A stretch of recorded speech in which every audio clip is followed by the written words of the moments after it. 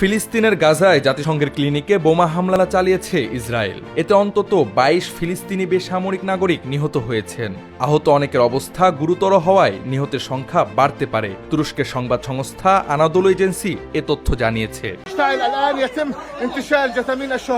গাজার স্থানীয় কর্তৃপক্ষ জানায়, বুধবার ২ এপ্রিল উত্তর গাজায় জাতিসংঘের ফিলিস্তিনি শরণার্থী সংস্থা UNRWA পরিচালিত একটি স্বাস্থ্য ক্লিনিকে ইসরায়েলি বিমান হামলা চালায়। কোনো ধরনের পূর্ব সতর্কতা ছাড়াই হামলাটি করা হয়। নিহতদের মধ্যে নারী, শিশু এবং বয়স্ক ব্যক্তিরাও রয়েছেন।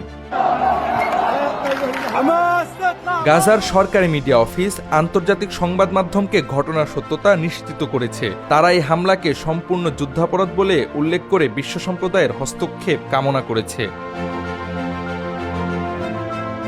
একটি মেডিকেল সূত্র জানিয়েছে, জাতিসংঘ পরিচালিত ক্লিনিকটিতে জাবালিয়া শহরের শত শত বাস্তুচ্যুত বেসামরিক নাগরিক আশ্রয় নিয়েছিলেন। নিহতদের মধ্যে ৯ জন শিশু রয়েছে। ক্লিনিকটি ক্ষতিগ্রস্ত হওয়ায় আহতদেরও পর্যাপ্ত চিকিৎসা দেওয়া সম্ভব হচ্ছে না।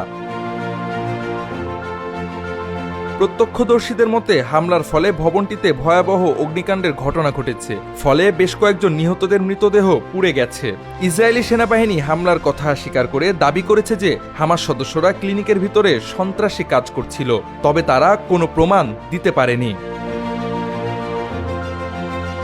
আইডিএফের একটি সামরিক বিবৃতিতে অভিযোগ করা হয়েছে, হামাসের জাবালিয়া ব্যাটালিয়ন ইসরায়েলি লক্ষ্যবস্তুতে আক্রমণ করার জন্য ভবনটি ব্যবহার করেছিল, তাই সেখানে হামলা করতে বাধ্য হয় তারা।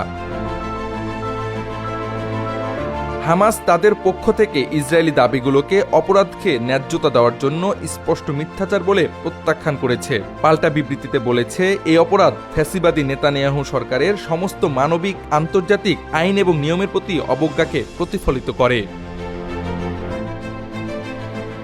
জাওয়াদ আহমদ, সময়ের আলো।